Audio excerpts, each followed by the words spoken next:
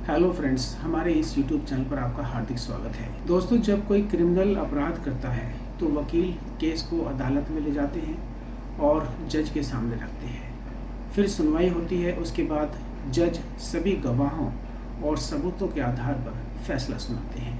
लेकिन आज की ये घटना एक ऐसे केस के बारे में है जब एक महिला जज के घर में ही उसको बहुत ही बेरहमी और बेदर्दी से कत्ल कर दिया जाता है। आखिर ये कत्ल कैसे हुआ, किसने किया और क्यों किया, ये सब जानने के लिए आप हमारे साथ आखिर तक बने रहें। ये बहुत ही दर्दनाक कहानी है आज जो हम आपको सुनाने जा रहे हैं। आइए अब हम आपको बताते हैं इस घटना के बारे में। साल 2016 में उत्तर प्रदेश के कानपुर शहर के सर्किट हाउस कॉलोनी में एक जुडिशियल मजिस्ट्रेट रहती थी जिसका नाम प्रतिभा गौतम था। इन्हें यहाँ पर आए हुए ज़्यादा दिन नहीं हुए थे।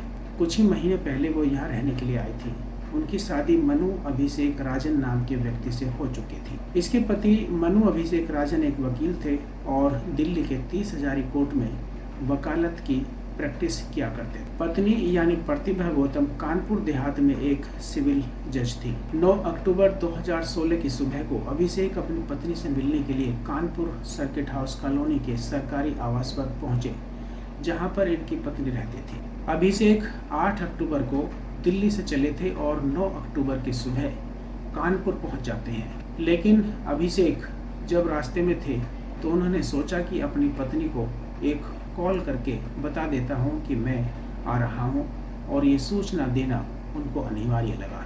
अभिषेक प्रतिभा को फ़ोन करता है लेकिन वो फ़ोन नहीं उठाती। अभिषेक ने कई बार कॉल किया लेकिन उसकी पत्नी प्रतिभा ने एक बार भी फ़ोन नहीं उठाया। और फिर सर्किट हाउस कॉलोनी में पहुंचने के बाद अभिषेक जल्दी से अपनी पत्नी के फ्लैट पर जाता है। वह घर की डोरबेल बजाता है लेकिन अंदर से कोई रेस्पॉन्स नहीं मिलता। उसने फिर कई बार बेल बजाई लेकिन अंदर से फिर भी कोई रेस्पॉन्स नहीं मिलता है। इसके बाद अभिषेक ने दरवाजे को जोर जोर से पीटना शुरू कर दिया था और फिर भी दरवाजा नहीं खुला। हालांकि घर पर एक मेड थी जो उसी घर में काम किया करती थी, उसने भी दरवाजा नहीं खोला। अभिषेक को घबराहट होने लगी थी क्योंकि दरवाजा अंदर से बंद था।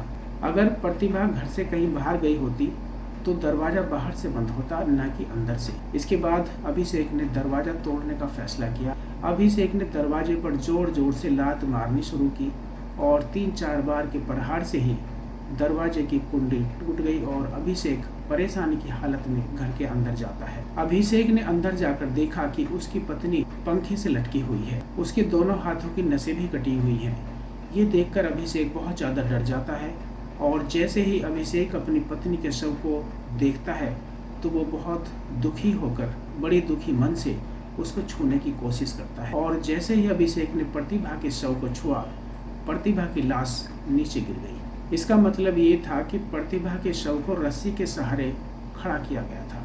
इसके बाद अभिषेक 9 बजे के करीब सर्किट हाउस 2-3 किलोमीटर दूर कानपुर कैंट पुलिस स्टेशन जाकर पुलिस को सूचना देता है कि उसकी पत्नी ने खुदकुशी कर ली है। पुलिस को जब ये पता चला कि ये आदमी इलाके की जुडिशियल मजिस्ट्रेट के बारे में बात कर रहा है तो तुरंत पुलिस की टीम घटनास्थल पर पहुंचती है। लेकिन यहाँ पर शव जमीन पर रखा हुआ था, जबकि अभिषेक ने कहा था कि उसकी पत्नी ने फांसी लगाकर खुदकुशी कर ली है। पुलिस के पूछने पर अभिषेक ने बताया कि जब उसने अपनी पत्नी को ऐसी हालत में देखा था तो उसे बहुत कुछ समझ में नहीं आया। वो घबरा गया था और उसको समझ में नहीं आ रहा था कि क्या किया जाए, इसलिए घबराहट में उसने शव को नीचे उतार दिया। और धीरे धीरे यहाँ पर एसएसपी और डीआईजी जैसे पुलिस ऑफिसर्स भी आने लगते हैं। अभी 8 या 9 महीने पहले ही मनु अभिषेक और प्रतिभा गौतम की लव मैरिज हुई। अगर समय में थोड़ा हम पीछे जाएं और इन दोनों के बैकग्राउंड को देखा जाए तो प्रतिभा गौतम उत्तर प्रदेश के उरई नाम के इलाके की रहने वाली थी। बचपन से ही काफ़ी होनहार और होशियार लड़की थी। इनके पिता एक बैंक में जॉब करते थे और ये एक मिडिल क्लास फैमिली से बिलोंग करती थी। प्रतिभा को पढ़ाई का बहुत ज़्यादा शौक था। अपनी लाइफ में प्रतिभा बहुत कुछ बड़ा करना चाहती थी, इसलिए अपनी शुरुआती पढ़ाई करने के लिए वो लखनऊ चली गई। लखनऊ यूनिवर्सिटी से उसने LLB की पढ़ाई पूरी की और डिग्री हासिल की। इसी पढ़ाई के दौरान प्रतिभा का ध्यान वकालत से हटकर जज बनने की ओर आकर्षित होने लगा और अब प्रतिभा का सपना जज बनने का था। लखनऊ से लॉ डिग्री हासिल करने के बाद प्रतिभा दिल्ली चली आती है और यहाँ पर उसने LLM की पढ़ाई शुरू कर दी थी। LLM पूरी होने के बाद प्रतिभा जुडिशियल सर्विसेज की तैयारी शुरू कर देती है। इन्हीं दिनों एक लड़का भी इसी तैयारी के लिए कोचिंग सेंटर आता था और उसका नाम था मनु अभिषेक राजन। अभिषेक राजन एक बड़े घराने से ताल्लुक़ रखता था। उसके पिता सुरेश चंद्र राजन एक जज थे जो अब रिटायर हो चुके थे। यह CBI और NGT समेत कई जगहों पर जज रह चुके थे। पिता के जज होने के अलावा मनु अभिषेक की बहन भी दिल्ली के 30 हजारी कोर्ट में एक वकील थी और उसके बहनोई भी इसी कोर्ट में जज की हैसियत से काम करते थे। ऐसे ही अभिषेक के करीब 7 रिश्तेदार जुडिशियल सर्विसेज में थे। कोई वकील था तो कोई जज था और अभिषेक खुद भी जज बनने की तैयारी कर रहा था। इसी दौरान मनु अभिषेक और प्रतिभा गौतम एक दूसरे से मिलते हैं। कोचिंग में आने जाने के दौरान इन दोनों की छोटी छोटी मुलाकातें शुरू हो जाती हैं। इनमें दोस्ती होती है और फिर प्यार होता है और समय के साथ साथ प्यार शादी तक पहुंच जाता है। वैसे दोनों के घर वालों को इसके बारे में कोई जानकारी नहीं थी कि उनके बच्चे कोचिंग में जाकर पढ़ाई के साथ साथ और क्या क्या कर रहे हैं। अभिषेक के घर वाले दिल्ली के करोल बाग में रहते थे और प्रतिभा के उत्तर प्रदेश के उरई में रहते थे। साल 2013 में PCSJ का एग्जाम होता है। अभिषेक और प्रतिभा दोनों ही इस एग्जाम को देते हैं।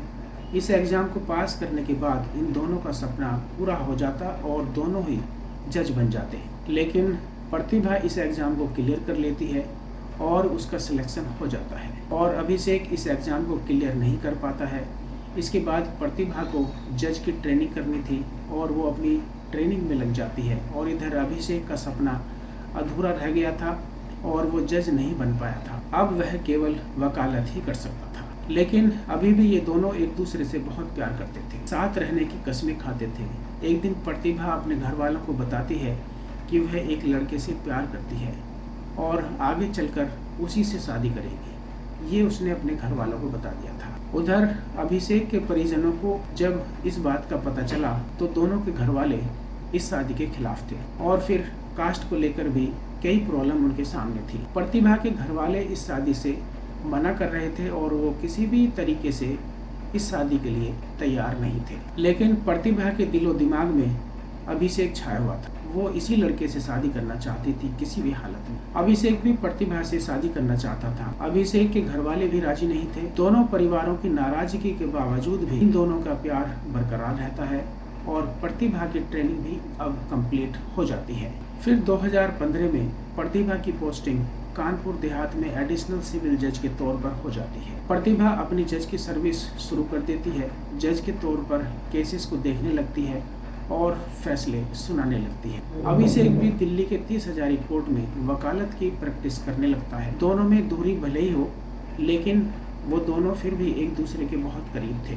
कभी प्रतिभा अभिषेक से मिलने दिल्ली चली आती थी और कभी अभिषेक दिल्ली से कानपुर चला जाया करता था। और फिर 29 जनवरी 2016 में मनु, अभिषेक और प्रतिभा गौतम बिना घर वालों को बताए दिल्ली के आर्य समाज मंदिर में चोरी छुपे शादी कर लेते हैं। लीगल तरीके से भी इन्होंने शादी कर ली थी क्योंकि दोनों के घर वाले इस शादी से इनकार कर रहे थे और इसीलिए उनके पास अब कोई दूसरा रास्ता नहीं बचा था। शादी के बाद भी ये दोनों अपने अपने घर वालों को मनाते रहे। अभिषेक के घर वाले तो इस शादी को स्वीकार कर लेते हैं लेकिन प्रतिभा के घर वाले बिल्कुल भी नहीं मानते। फिर 2 महीने बाद 23 अप्रैल को उन्होंने दिल्ली में सबको पार्टी देकर अनाउंस किया कि इनकी शादी हो चुकी है और ये एक बंधन में बंध चुके हैं। इस पार्टी में प्रतिभा के घर वाले नहीं आए थे क्योंकि वो नाराज थे, बल्कि उन्हें 2 महीने के बाद पता चला कि उनकी बेटी ने शादी कर ली है। लेकिन ये लोग फिर भी अभिषेक को अपना दामाद मानने से इनकार कर रहे थे। अभिषेक के घर वाले तो प्रतिभा को बहू के तौर पर अपना लेते हैं लेकिन प्रतिभा के घर वाले अभिषेक को दामाद के तौर पर नहीं अपनाते हैं। इन सब प्रॉब्लम के चलते ही शादी करके अभिषेक और प्रतिभा कानपुर के सर्किट हाउस कॉलोनी आ गए क्योंकि यहाँ पर प्रतिभा को सरकारी आवास मिला हुआ था। इसी कॉलोनी में IPS, IAS और कई बड़े ऑफिसर्स रहा करते थे। जिले में जितने भी सरकारी लोग थे ज्यादातर यहीं इसी कॉलोनी में रहते थे। कुछ दिन यहाँ रहने के बाद अभिषेक वकालत की प्रैक्टिस करने के लिए वापस दिल्ली चला जाता है। सब कुछ अभी तक ठीक चल रहा था। दोनों एक दूसरे से मिलने के लिए कानपुर से दिल्ली और दिल्ली से कानपुर आते जाते रहते थे। धीरे धीरे शादी को 8 महीने बीत गए और अभी तक किसी तरह की दोनों के बीच में कोई प्रॉब्लम नहीं थी। 9 अक्टूबर 2016 की सुबह अभिषेक प्रतिभा से मिलने के लिए सरकारी आवास पर आया। अभिषेक दरवाजा तोड़कर अंदर जाता है और प्रतिभा को पंखे से लटके हुए देखता है। उसने शव को नीचे उतारा और पुलिस के पास गया। पुलिस मौका वारदात पर पहुंचती है क्योंकि ये मामला एक महिला जज का था और हाई प्रोफाइल का था। वकील अभिषेक यहाँ पर बहुत ही दुखी हालत में खड़ा था। जज प्रतिभा जमीन पर पड़ी हुई थी। उसके गले में दुपट्टे का फंदा लिपटा हुआ था। दोनों हाथों की नसें कटी हुई थी। पुलिस ने फॉरेंसिक टीम को भी बुलाया था और अब पुलिस की तफ्तीश यहाँ से शुरू हो जाती है। घटना स्थल पर मौजूद हर एक चीज को देखा जाता है ध्यान से और समझा जाता है। जैसा कि अभिषेक ने एसएसपी को बताया था कि वो जब यहाँ पर आया था तो प्रतिभा की बॉडी पंखे से लटकी हुई थी और जैसे ही उसने उस शव को टच किया तो बॉडी नीचे गिर गई थी। यह सब देखकर पुलिस ने सोचा कि आखिर कोई दो तरीके से खुद को क्यों जान से मारने की कोशिश करेगा, या तो वह नस काटेगा या फिर पंखे से फांसी लगाकर अपनी जान देगा, क्योंकि जब कोई नस काटता है तो रक्त का बहाव बहुत तेज होता है और कुछ ही देर में इंसान बेहोश होने लगता है। इसके बाद फोरेंसिक टीम ने जब गले से दुपट्टा हटाया तो गले पर 3 बार किसी धारदार चीज से वार किए गए थे। देखने से लग रहा था कि ये रेजर या ब्लेड से किया गया है और फंदे से भी गले पर ओ का निशान बना हुआ था। लेकिन आमतौर पर जब कोई व्यक्ति खुद फंदे पर लटकता है या किसी क्रिमिनल को फांसी दी जाती है तो उसके गले पर वी या यू शेप का निशान बनता है, क्योंकि शरीर का पूरा भार गले के आगे वाली साइड पर आ जाता है जहाँ पर फंदे का पूरा तरह से खिंचाव होता है। निशान गले की पिछली साइड पर भी आता है लेकिन ज़्यादा नहीं आता है। लेकिन अगर किसी का जमीन पर ही फंदे से गला घोंटते हैं तो ओ शेप का मार्क बनेगा। हाँ, कुछ शातिर क्रिमिनल जमीन पर भी ऐसे कत्ल कर सकते हैं जैसे कि वो फांसी ही लगे। लेकिन प्रतिभा के दोनों हाथों की नसें रेजर ब्लेड से कटी हुई थी। इसके अलावा भी कई कट के निशान थे। एक हाथ पर 6 निशान थे और दूसरे पर 8 निशान थे, यानी टोटल 14 कट के निशान उसके हाथों पर लगे हुए थे। वारदात की खबर फैलने लगती है, मीडिया के लोग भी आने लगते हैं। पुलिस प्रतिभा के मायके में भी कॉल करती है। प्रतिभा के पिता ने फोन उठाया।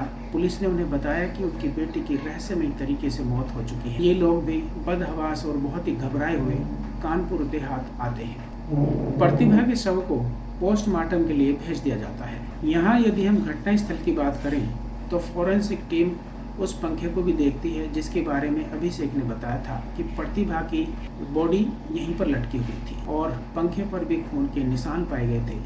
ऐसा लगा कि नस काटने की वजह से खून यहाँ पर आया होगा, लेकिन ये निशान छींट की तरह नहीं थे। पुलिस को लगा कि हो सकता है कि रक्त में भीगे हुए हाथों से पंखे को छुआ होगा, लेकिन जिस रोड से पंखा लटका हुआ था वह इतना मजबूत भी नहीं था कि प्रतिभा का वजन संभाल सके। अगर कोई पंखे से लटकने की कोशिश करता है तो रोड के ऊपर भी निशान जरूर पड़ता है और ये टेढ़ा भी हो सकता है। यहाँ घटना स्थल को देखकर ऐसा लग रहा था कि जरूर प्रतिभा को मारकर उसके शव को इस पंखे से लटकाने की कोशिश की गई होगी, ना कि प्रतिभा अपनी मर्जी से लटकी है। घर में अंदर जाने का भी एक ही रास्ता था जहां से मनु अभिषेक दरवाजा तोड़कर घर में आया था। पुलिस ने जब दरवाजे को गौर से देखा तो उसकी कुंडी थोड़ी ढीली थी लेकिन टूटी हुई नहीं थी। ऐसी परिस्थिति में अगर दरवाजा बंद करे तो ये मजबूती से बंद हो जाएगा। दरवाजा अगर टूटा हुआ होता तो दोबारा इसे बंद नहीं किया जा सकता था, लेकिन यहाँ पर ऐसा नहीं था। दरवाजा बिल्कुल ठीक था। इस वजह से पुलिस की नज़र अब अभिषेक के ऊपर ही थी, क्योंकि अभिषेक ने बताया था कि वो घर के अंदर दरवाजे को तोड़ कर आया था।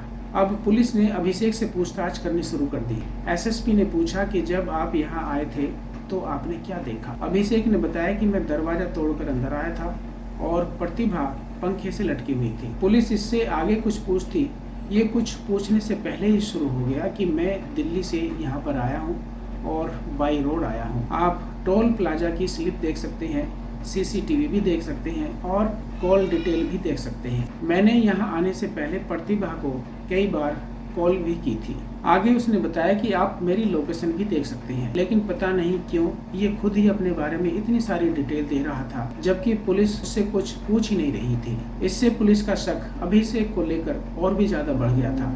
अभिषेक बार बार कहीं जाने के लिए भी बोलता था, लेकिन पुलिस ने उसे कहीं जाने नहीं दिया। अभिषेक ने खुद शव को पंखे से उतारा था। अभिषेक खुद एक वकील था और जानता था कि क्राइम सीन में क्या क्या चेक किया जाता है, कैसे छोटी छोटी चीजें केस को बदल सकती हैं। सवाल तो ये भी था कि अभिषेक पुलिस को फोन कर सकता था, लेकिन उसने ऐसा क्यों नहीं किया? क्यों यह खुद 2-3 किलोमीटर दूर पुलिस स्टेशन गया था? अभिषेक ने बताया कि वो बहुत घबरा गया था, इसे कुछ समझ में नहीं आ रहा था कि वो क्या करे। 2 बार इसने पुलिस के पास जाकर मदद भी मांगी थी, लेकिन कोई भी नहीं आया। पर वहाँ पुलिस वालों ने बताया कि ये एक ही बार हमारे पास आया था। वैसे इसी कॉलोनी में बड़े बड़े ऑफिसर के भी घर थे और नीचे सिक्योरिटी गार्ड भी था। जब अंदर से दरवाजा नहीं खुला था तो अभिषेक ने इन लोगों से क्यों नहीं बताया? शव देखने के बाद जब अभिषेक पुलिस को बुलाने के लिए घर से बाहर निकला, तब भी उसने किसी को नहीं बताया और गार्ड को भी नहीं बताया। इसलिए ये भी शक पैदा करने वाली बात थी। प्रतिभा के माता पिता भी मौके पर आते हैं। उन्होंने अभिषेक और उसके परिवार पर प्रतिभा की मृत्यु का इल्जाम लगाया। अभिषेक प्रतिभा को उसके माता पिता से बात नहीं करने देता था। वह बहुत दुखी रहती थी और ये लोग उसे पूरी तरह से कंट्रोल किया करते थे। इसलिए प्रतिभा के माता पिता ने अभिषेक और उसके माता पिता के खिलाफ कत्ल का केस दर्ज कराया था। धारा 302 यानी कत्ल और धारा 304B यानी दहेज की वजह से हुई मृत्यु के तहत केस दर्ज कराया गया। प्रतिभा के पिता का कहना था या तो अभिषेक ने कत्ल किया है या उसे खुदकुशी करने पर बहुत ज्यादा मजबूर किया गया है। प्रतिभा की लाइफ में सब कुछ बिल्कुल ठीक चल रहा था। वो 6 साल से बाहर रह रही थी, सब कुछ अकेले ही मैनेज किया करती थी, उससे कमा रही थी, मेंटली भी वो बहुत स्ट्रॉन्ग थी। आखिर वह खुद ही अपनी जिंदगी को क्यों खत्म करेगी? 9 अक्टूबर की रात को प्रतिभा का पोस्टमार्टम किया गया। 4 डॉक्टर की टीम ने पोस्टमार्टम किया था। पोस्टमार्टम की रिपोर्ट से बहुत सारी चीजें सामने आई। मृत्यु का कारण दम घुटना यानी सांस लेने में दिक्कत होना, लेकिन इससे पहले प्रतिभा के साथ मारपीट भी की गई थी। किसी रॉड या डंडे से उसके शरीर पर वार किए गए थे। हाथों और कलाई पर लेजर के 14 निशान थे, गले पर 3 निशान। इसके अलावा उसके शरीर के अलग अलग हिस्सों पर डंडों के भी छोटे बड़े कई निशान थे। साथ में स्ट्रगल यानी हाथापाई के भी निशान मिले थे, जैसे मारपीट के दौरान विरोध करते समय होता है। इसके अलावा एक और बात सामने आई, प्रतिभा गौतम 3.5 महीने की प्रेग्नेंट थी। आखिर कोई शादीशुदा औरत जो काम करती है, माँ बनने वाली है, वह खुद की जान क्यों लेगी? अगर मान भी लिया जाए कि उसने ऐसा किया है, तो उसके शरीर पर चोटों के निशान कैसे आए? हाथों पर ब्लेड से कट कैसे लगे? मनु अभिषेक बार बार अपने बयान को बदल रहा था और पुराने बयान को दोबारा बोलने की कोशिश कर रहा था और झिझक रहा था। इस पोस्टमार्टम रिपोर्ट के आने के बाद पुलिस का शक अभिषेक पर और भी ज्यादा बढ़ गया था, तो पुलिस ने उसको उसी वक्त हिरासत में ले लिया। अब पुलिस को हर कदम फूंक फूंक कर रखना था, क्योंकि मनु अभिषेक एक वकील था और उसके पिता एक रिटायर्ड जज थे, बहनोई भी जज थे। इसलिए पुलिस को सब कुछ देखते हुए जांच करनी थी। अभिषेक को जुडिशियल कस्टडी के लिए कोर्ट में पेश किया गया। वैसे तो आमतौर पर 7 से 14 दिन की कस्टडी मिलती है, लेकिन प्रेशर इतना ज्यादा था कि केवल 7 घंटे की ही कस्टडी मिल पाई। उधर पोस्टमार्टम करने के बाद प्रतिभा का शव उसके परिवार वालों को सौंप दिया जाता है। प्रतिभा के माता पिता, भाई बहन सब रो रहे थे। प्रतिभा के परिवार वालों ने बताया कि कभी कभार जब भी उनका फोन आता था तो वो बहुत दुखी और परेशान लगती थी। प्रतिभा की बहन जब भी उससे कुछ पूछती थी तो वो बताती नहीं थी। इस हद तक वह प्रतिभा को कंट्रोल किया करते थे। इधर पुलिस अभिषेक से कड़ाई से पूछताछ कर रही होती है। प्रतिभा के फोन की जांच होती है और अभिषेक का फोन भी ले लिया जाता है। अभिषेक और प्रतिभा के फोन से जो भी मिलता है वो सब कुछ अभिषेक के खिलाफ ही था। अब पुलिस ने अपने तरीके से अभिषेक से पूछताछ शुरू कर दी थी और कुछ ही घंटों में अभिषेक टूट जाता है। अभिषेक ये स्वीकार कर लेता है कि प्रतिभा का कत्ल इसी ने किया है। अब सवाल ये उठता है कि आखिर उसने ऐसा क्यों किया?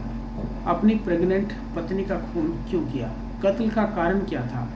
अभिषेक पुलिस को सब कुछ बता देता है। दरअसल बात तब शुरू होती है जब प्रतिभा ने इससे शादी की थी और उसी समय इन दोनों ने एग्जाम भी दिया था। तो उस एग्जाम में प्रतिभा का सिलेक्शन हो जाता है, लेकिन अभिषेक का सिलेक्शन नहीं हुआ और अभिषेक ने मान लिया कि उसकी किस्मत में वकील बनना ही लिखा है। पर उसकी पत्नी एक अब जज बन चुकी थी। लेकिन कुछ दिनों के बाद अभिषेक के दिमाग में ये सब घूमने लगा कि उसकी पत्नी इससे बड़े पद पर है, इसका रुतबा भी उससे बड़ा है और प्रतिभा के घर वाले भी उसको दामाद मानने से इनकार कर रहे हैं। इन सब बातों के अलावा एक सबसे बड़ी बात ये थी, दरअसल शादी के 3 महीने बाद प्रतिभा ने अभिषेक को खुशखबरी दी थी कि तुम पिता बनने वाले हो और मैं माँ बनने वाली हूँ। प्रतिभा अक्टूबर में 3 से 3.5 महीने की गर्भवती थी। इस खुशखबरी से अभिषेक को ज़्यादा खुशी नहीं हुई, लेकिन प्रतिभा बहुत खुश थी। प्रतिभा ने अपनी माँ को भी बताया था। उसे लगा कि अब शायद उनके घर वाले अभिषेक को अपना दामाद मान लें। प्रतिभा की माँ अपनी बेटी की ये खबर सुनकर बहुत खुश हुई। वह प्रतिभा से मिलना चाहती थी। इधर अभिषेक ये सोच रहा था कि एक तो उसकी पत्नी इससे बड़े पद पर है, उसका रुतबा भी इससे बड़ा है, ऊपर से एक बच्चा भी आने वाला है। रिपोर्ट के अनुसार अभिषेक थोड़ा रंगीन मिजाज का था। दोस्तों के साथ घूमता फिरता था, अय्याशी करता था।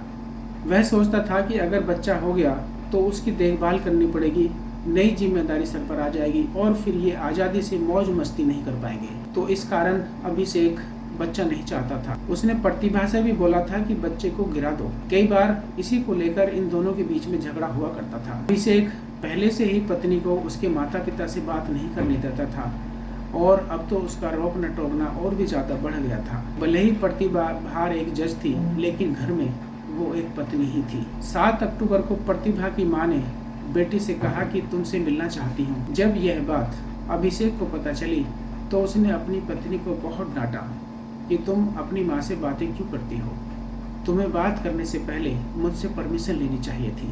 आखिर कितने दिनों तक प्रतिभा चुप रहती और उसका टॉर्चर सहती रहती।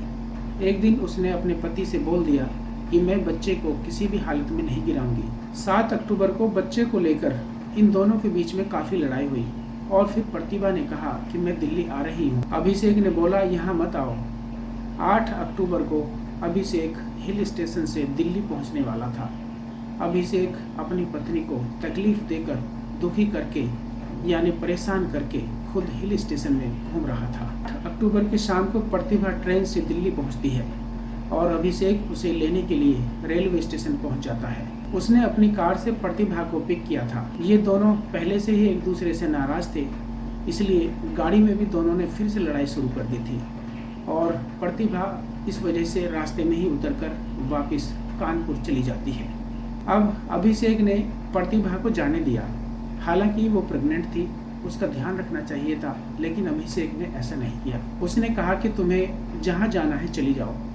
लेकिन फिर अभिषेक के दिमाग में पता नहीं क्या आया कि वो भी कानपुर के लिए निकल गया। अपनी कार से बाय रोड 8 या 9 घंटे का सफ़र तय करके अभिषेक कानपुर पहुंच जाता है। 5 से 5:30 बजे के बीच वो सर्किट हाउस कॉलोनी में अपनी पत्नी के घर पर पहुंच जाता है। इस कॉलोनी में पड़ोस में क्या हो रहा है इससे किसी को कुछ लेना देना नहीं था। कोई शोर शराबा भी यहाँ नहीं सुनाई देता था। खैर, अभिषेक जैसे ही प्रतिभा के फ्लैट पर पहुंचा तो अभिषेक ने डंडे से प्रतिभा को पीटना शुरू कर दिया। फिर एक रेजर ब्लेड से प्रतिभा के शरीर पर कई वार किए, गले पर भी वार किया। प्रतिभा खुद को बचाने की कोशिश कर रही थी, लेकिन फिर जमीन पर गिर गई। अभिषेक को लगा कि उसकी सांसें अभी भी चल रही हैं। फिर अभिषेक ने प्रतिभा के पहने हुए दुपट्टे से उसका गला घोंट दिया। थोड़ी ही देर में प्रतिभा ने दम तोड़ दिया। फिर इस घटना को खुदकशी का रूप देने के लिए अभिषेक दुपट्टे से फंदा बनाकर प्रतिभा को पंखे से लटकाने की कोशिश करता है, पर इसमें अभिषेक कामयाब नहीं होता है। फिर उसने प्रतिभा के शव को नीचे ही लिटा दिया। कत्ल करने के 3 घंटे बाद अभिषेक 9 बजे कानपुर कैंट पुलिस स्टेशन पहुंच जाता है। इस सारे विवरण के बाद पुलिस ने वहीं पर पूछताछ करने के बाद अभिषेक को अरेस्ट कर लिया था। जिस लड़की ने अपने परिवार को छोड़ा, अपने घर वालों को छोड़ा, उनके साथ बगावत की, जो माँ बनने वाली थी, 3 महीने की गर्भवती थी, उस हैवान ने उसका ही कत्ल कर दिया। घटना स्थल से पुलिस ने दुपट्टा तो बरामद कर लिया था, लेकिन जिस ब्लेड से उसके शरीर पर वार किया गया था वो ब्लेड पुलिस को नहीं मिल पाया। वैसे इस घटना को अंजाम देने से पहले ही अभिषेक ने प्रतिभा के मेड को और ड्राइवर को छुट्टी पर भेज दिया था। इसका मतलब साफ था कि अभिषेक इस घटना को अंजाम देने के लिए कई दिनों से प्लानिंग कर रहा था।